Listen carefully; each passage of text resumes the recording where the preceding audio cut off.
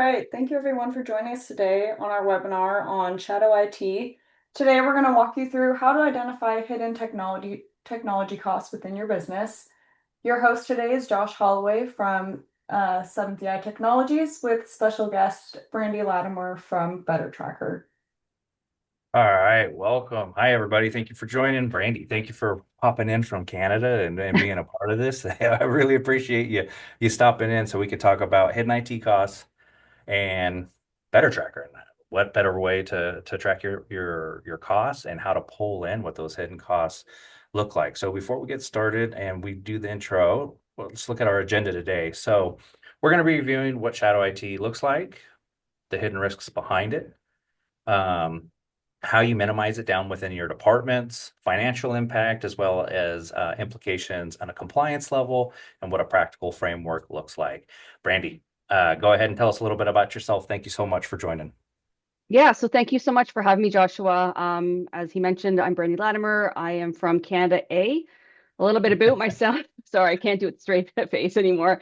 I've been in the IT industry for about over 10 years, and I work with a lot of customers who use Better Tracker to be able to, see all of their tech stack, what they're currently spending on, and then also, being notified of any sort of notice period or that auto renew of those contracts as well.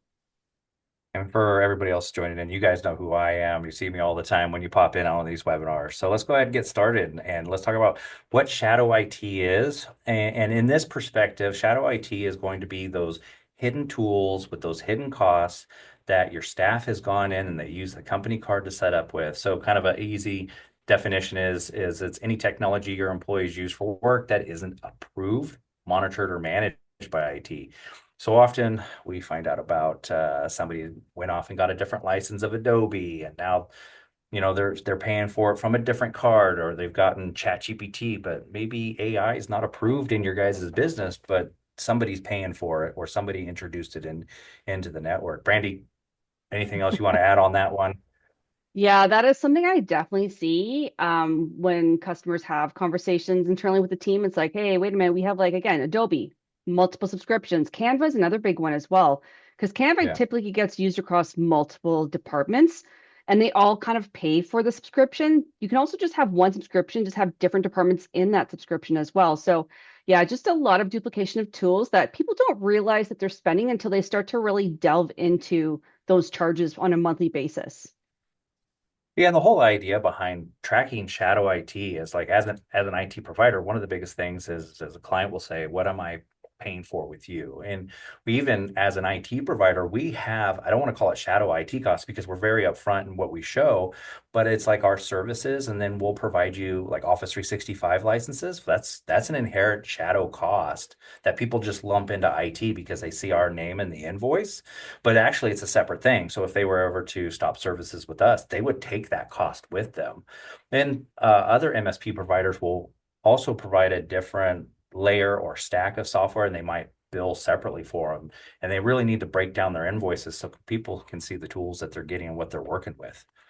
Some of the big things that can be included is apps employees download on their own. I love this one. This is some of the reasons why we don't allow admin privileges because when employees can just download apps, they can try everything, they can test everything. They're downloading from sites that may not be secure, or they may be getting that executable from what they think is a legitimate site, but it's actually infected.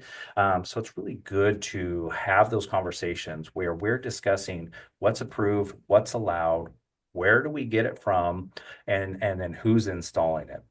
Free trials is another fun one because free trials, you insert your credit card and you forget about it and you just keep getting billed. And I know with Better Tracker, Brady's going to do a demo on it. She has some cool tools that help you find those things that we forget about and bring them to the forefront so that we can cancel them ahead of time or cancel them immediately or whatever we need to do there.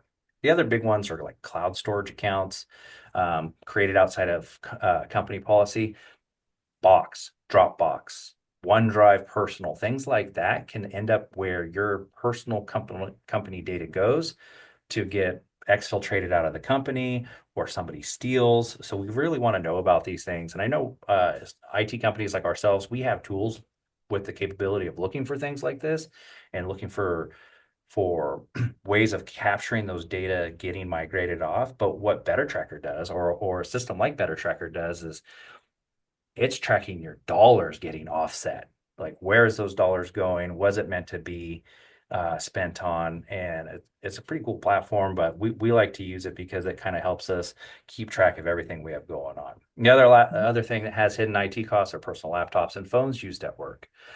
Do you have a bring your own device policy, which can be a compliance issue? Do we need to bring that in-house? Do we need to talk about it? I mean, obviously, you guys have heard me talk about this several times.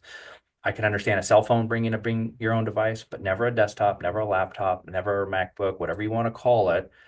Company-owned equipment should be used for the company, not personal, because liabilities open up that way. And then subscriptions paid for on a corporate card without IT or finance input. That's the CFO not tracking all those individual tasks. I miss anything on that one? Brandy, you got anything to add?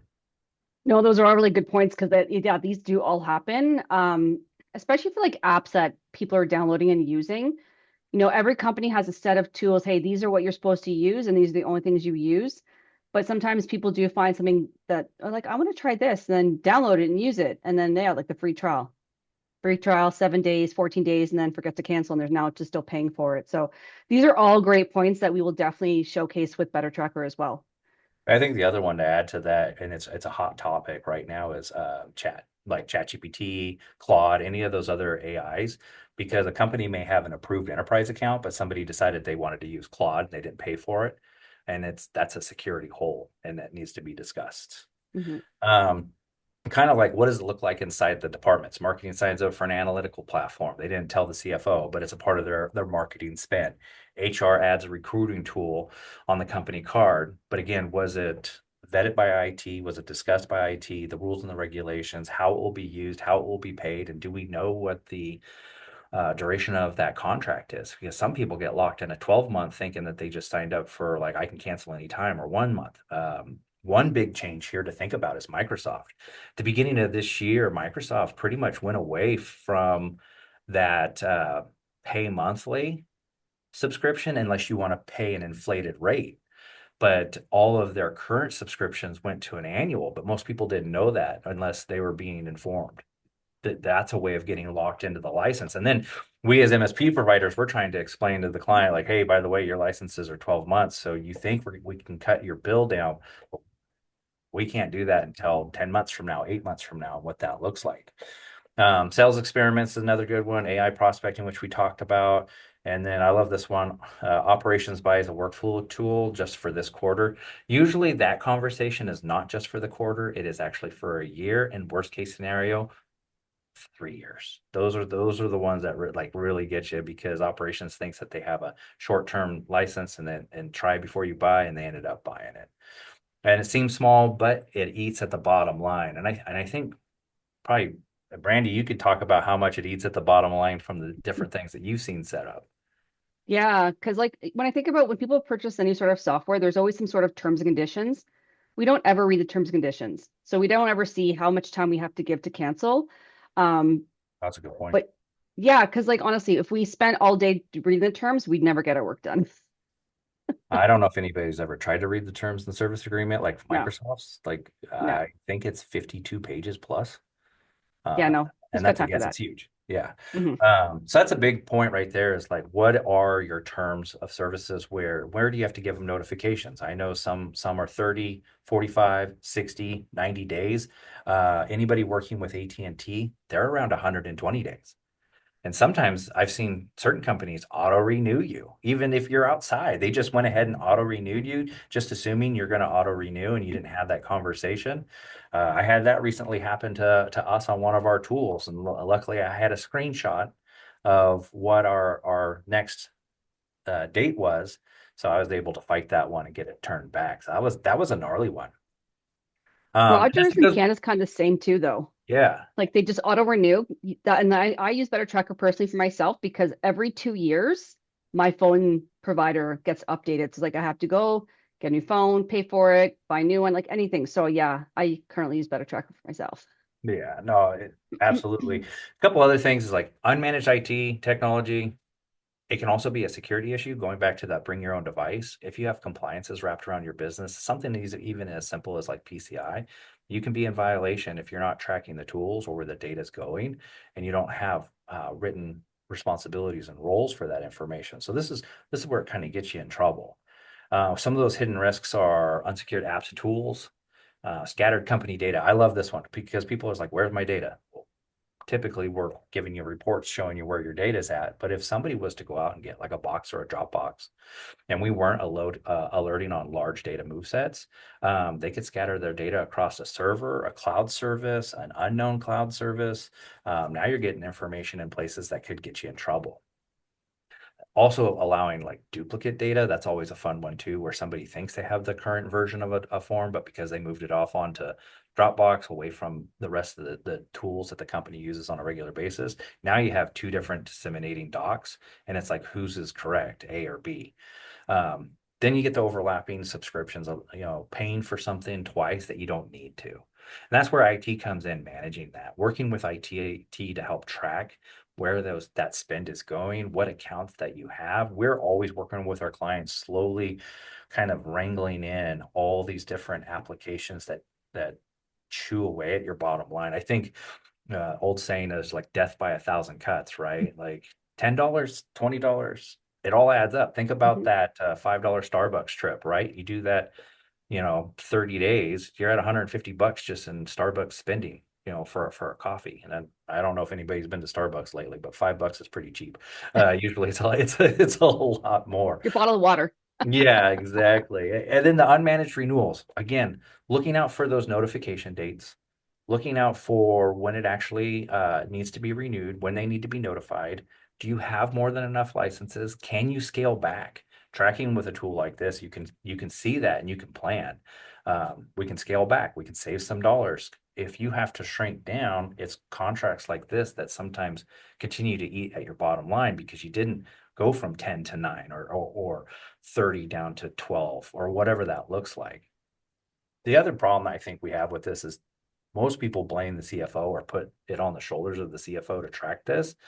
And the CFO may have a couple of employees, but clear ownership of the tools and monitoring is a huge thing because I hate hearing how like it's somebody else's problem and people finger point, and then nobody has a clear, concise ownership of those technologies. And then I always hit on this one because we do a lot with compliances and what are my compliance and legal concerns? Did we use a free version of Claude or ChatGPT? And did that employee upload our entire book of business or social security numbers or anything that's super secure, super unsecure at that point, really? And I'm pretty sure And like you have some horror stories. You probably talked with people on Brandy on that one, right? sometimes. Yeah. Yeah, it does happen. Especially when it comes to charges, right? They've been duplicate two charges in the same month, Yeah. or the charges are more than what they expected, especially if you have a contract that's like a flat rate. And it's like, oh my gosh, now I'm being charged an extra $200. Why? Because then that's an extra $200 that you're not aware of. Yeah, one of the other MSPs I work with in my accountability group, we were discussing something very similar, and one of our guys is like, I got to admit, one of my biggest mess ups, and it was $100,000 contract that I meant to cancel. I forgot about it, and I locked us in for another 3 years. And he eventually made a deal with him and didn't ended up staying in there for the 3 years, but it was it could have been it could have been mitigated by tracking it better. And I know he puts his hand up saying it's my bad, but to be locked into a contract that's $100,000 just because you weren't tracking anything, right? And Yep. that kind of goes back. No ownership equals no oversight. Spend is tracked at the company level, not where it happens. So having that top-down view of where all your spend is going, and then quiet, decentralized purchasing, right? What kind of purchasing could be done at the department level that's not trickling up to be properly tracked, not being brought through IT to be looked at and be reviewed. And then really it kind of blurs what your guys' true business costs are monthly. Obviously, we want to be doing this for all different walks of our businesses, but this is where we're focusing on the IT. Like we provide a license better tracker to our all of our clients. we start to have that conversation and we inject that into the system. You guys have a new tool that you've kind of implemented inside of Better Tracker too, and that's with always it's Plaid. Plaid, There we yeah. go. Yeah, yeah, Plaid, right? Well, it will go into the bank accounts and pull all that spending and help categorize it better. And I know for us, when we use the tool, we use a lot of the import features. The other thing, of course, I'm going to knock this to death is compliance impact of shadow IT. Untracked tools equal regulatory risks. You can get knocked out. You can be in violation. Audit challenges. We start doing audits, and all of a sudden they're asking, why do you have Dropbox? Why do you have this? Why do you have that? How's this data, being exported out of the system? Policy violations. The moment we begin to violate any of those policies, if we have like a SOC 2, a HIPAA or FTC, we're out of compliance at that point. And then with those, do we get penalties? Do we get fines? And then the worst one, I think, is getting egg on our face for our clients where the client's reputation has been damaged, because in most cases, when your reputation is damaged, it's no less than 2 years to rebuild that brand, right? And that's a lot of uphill push. And that's a lot of rebuilding, retooling, rebranding, and additional costs that you weren't necessarily looking out for. And I can't imagine going through that. And I'm sure, like for you, Brandy, how often do you hear where people are having to rebuild their brands or rebuild because they've made huge compliance mistakes? Yeah, almost every couple of years, because it does happen. So Yeah. it happens more often than you think. And we also hear about it a lot in ransomware, because ransomware is now about blackmailing. It's not about locking the Hmm. files. So that it does come up a lot more, and you have insurance, or hopefully you have insurances to cover for that. But yeah, this is another way of getting that egg on your face. And then why ownership matters. Obviously, at the end of the day, we want to be running everything through IT when it comes to tools and anything that might be installed on systems. Great to track all that overall control. Does a department own a specific app? It's not always IT's job to own the app. Sometimes it's department. Sometimes it's a head of a specific portion of that department or a team member. And where does that ownership lie, so that we all know who to go to when it's time to renew? Do we need that license? Can we forego that license any longer? Does it need to be renewed? Is there going to be an uplift in cost when we renew? Decisions can be made faster. The CFO can get good information back so that they can track their budgets better. And then we can do away with anything that might be overlapping, because if one department has an Adobe account and another one has a separate Adobe account, now we have runaway licenses. There's no central management. I know I'm harping on Adobe, but that one seems to hit. It could be Microsoft or Adobe. That's your primary heavy Yep. lift on tools. So I'm going to harp on those ones a little bit more, but like, help us join these things together and build a better tool, and be able to monitor that stuff a little bit better. And then before we get to the demo, our goal: clear visibility, better decisions. You guys are informed, we're informed, we can control security, we can help protect the systems. You guys can continue working on your everyday day-to-day operations, and everybody's in the know and everybody's well informed, and we're using the dollars that company has to the best of its abilities.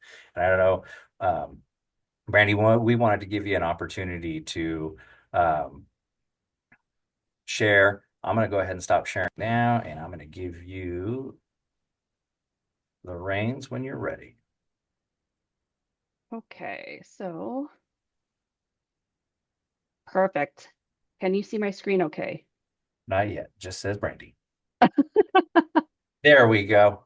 Perfect. Okay, awesome. So this is what Better Tracker looks like. The first piece I'm showing is the expense tracker. So this is the third-party integration called Plaid. So what happens is when you link to your credit cards and your bank accounts, it starts to pull all the transactions within the application. You'll be able to then start to delve into, okay, all of my recurring expenses. What am I being charged on a monthly basis? How often am I being charged? Are there duplications of charges I'm not aware of? So like you'll see LinkedIn, we've got a couple of LinkedIns here within, the month of November. This could be that there are different departments who are using LinkedIn, and maybe not every department's talking to each other saying, yes, I use Pro, I use Navigate. Like there's so many different pieces within LinkedIn that there are different departments that could be using it, but why? Why do we need that many licenses? Can we not just consolidate into everything into one?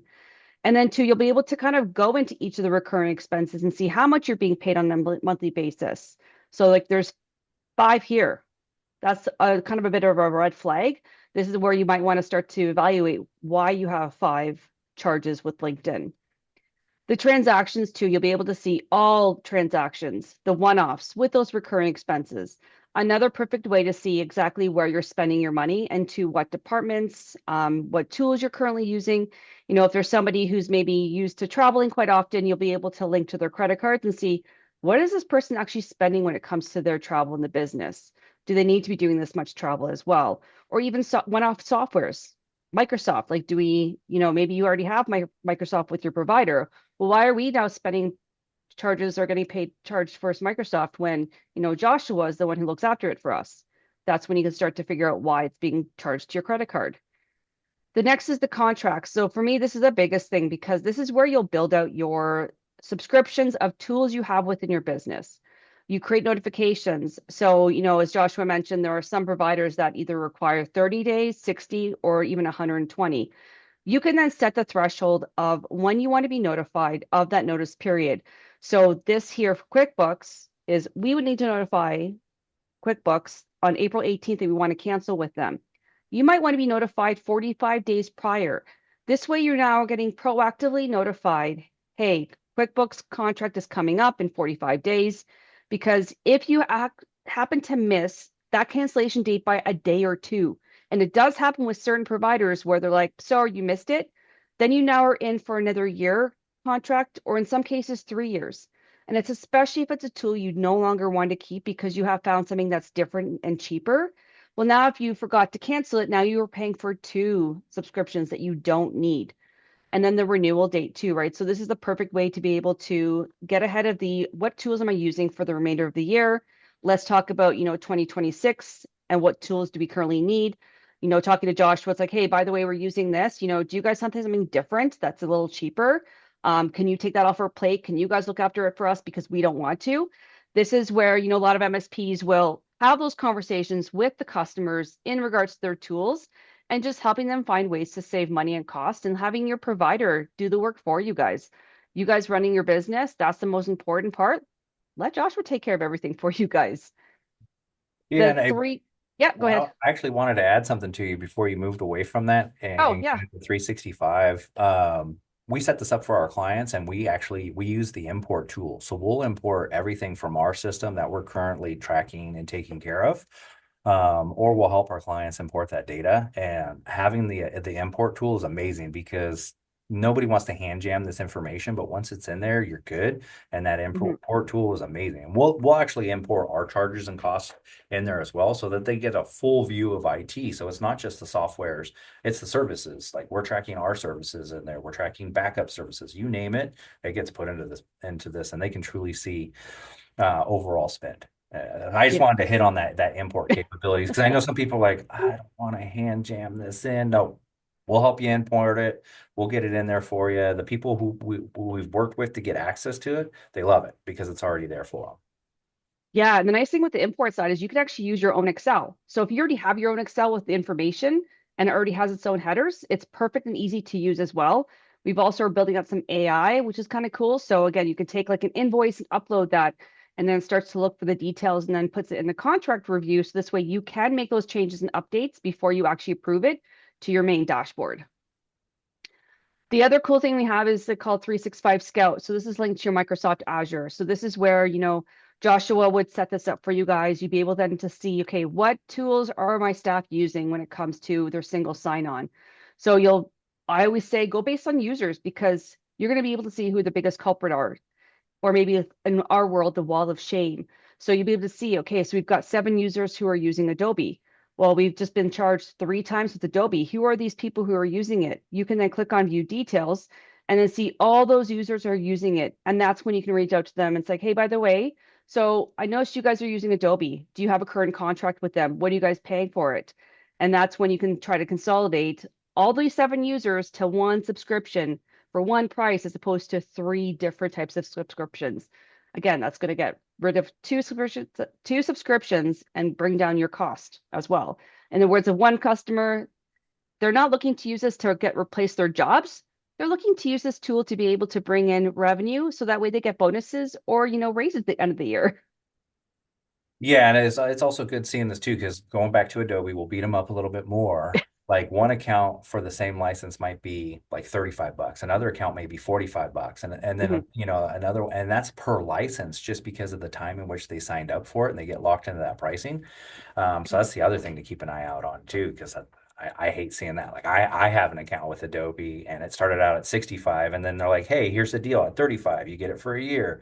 And so that can happen to anybody. But after your year, you're going back up to 75. And I'm like, wait, hold up. I was at 65. Cool to go down Mhm. to 35. But now I'm going to go back to 7. Okay, let's look at this one a little bit more. Yeah, Definitely keep mindful of that. I have Adobe personally as well, and I keep forgetting to cancel it. So finally, I got that's why I got Better Tracker to be notified. It's like cancel it, yes, because I haven't used it in 6 months. I'm like, why am I still paying for it? So Yeah. yeah, I have that. And then like the 365 is the perfect way to, work with Joshua. And it's like, okay, what tools should we not be using? Are they overly secure? Are they compliant? So this way he can make those suggestions of, yeah, no, we don't suggest you guys use front email. This is another tool that I think you guys should be using instead. So this is just going to help minimize the risk of downloading software that is not really meant to be used in a business or to be used that's technically maybe free. And if you accidentally sign a contract, then you're stuck with them for another year. Yeah. No, definitely. Yeah. Nobody wants to get stuck in contracts, and this is how we manage to monitor it better. Yep, so true. Awesome. Well, Brandy, I want to thank you for your time. I know we try and keep these short and sweet and informative for everybody. Wanted to open up the floor to any questions that may have popped up. Taylor, do we have any questions? Yeah, we did have one come through. Someone asked, how often do you recommend that we should audit our tech stack? So if you're not doing so now, I would say monthly. Uh, just to get a good hand on it, if not quarterly, but definitely keeping an eye on monthly, especially if you have tools that can pull in immediately those usage with the Microsoft single sign-on capability where it would auto pull in that data and show you that, hey, there's another tool added. And now we have a new cost. Like monthly is a good way to go. Quarterly is you're starting to stretch it out. And it really kind of depends on your budgetary concerns and how often you review. But when you have a tool like this, you can keep a better eye on it. Brandy, I'm sure you have something to put in on that one. Yeah, I was definitely gonna say in the beginning as well, monthly, because this way every month you're reviewing what you have. And then as you get settled, you're like, yeah, these are the ones we should be using. Then you can go to quarterly because, as you kind of work through the monthly aspects and you're like, you already know at the quarterly mark, these are what we should be using. And there's no real surprises at that point. Any follow-up questions on that one, Taylor? I think we had a fun one come in. Is Josh a ZZ Top fan? Yes and no. I think Depends that's the first depends on time the everybody's age. ever asked me. Yeah, Okay, usually they that's the just best. refer to me as the Viking or Ragnar. That's always a good one that I get. I did want to hit on though for everybody attending today, they are going to get a free Better Tracker license from us. If they can take us up on it if they're interested. If they're not, they can ignore the offer. But we did want to at least extend a free offer to everybody having a license to Better Tracker, so that hopefully they can track all of their IT spend better. Not to give it a salesy pitch there, but that's something we will be doing. We did have one more question come through. Sure. Is there any way that Better Tracker can monitor the E365 products that you use and match those with the license you have assigned? To see if you need to downgrade those licenses for users or only use email. So that'd probably be linked to the 365, right? Seeing the users who are actually using the platform, um, and making sure that they're actually using the single sign-on. Because if they're not, that's a problem. Yeah. I know, well, we can tie in the intra and the single sign-on, which should show those licenses and Hmm. who's assigned to those licenses. So yeah, you pretty much you can track it. And really that comes down to really good processes too, offboarding and onboarding, right? Hmm. Even though you offboarded somebody, if it's a yearly license, you're stuck with that license, but at least you know when you onboard somebody, IT better not grab a new license, they better reassign that license. Yep. And that's a good way to track that too. For most people, when we assign a license for Office 365, Microsoft has a very small window where we can say oops. So if we catch that trick that really quickly, we can remove that license if we're within that small window. So we can knock down that cost if we inadvertently buy a license that when we could have reused. So it's a good way to look at it also. And I know we're at That's it. the top of our 30 minutes. Taylor, any last questions before we let everybody go? It's lunchtime. I think we're looking good. All right. Perfect. Actually, sorry, there is one here. It says users who don't use Teams or SharePoint or MS Project. On that one, say that again. Yeah, I guess in regards to the license bit, what about the users who don't use Teams or SharePoint or MS Project? So maybe you're not using Microsoft as a your tool stack. It might be Google.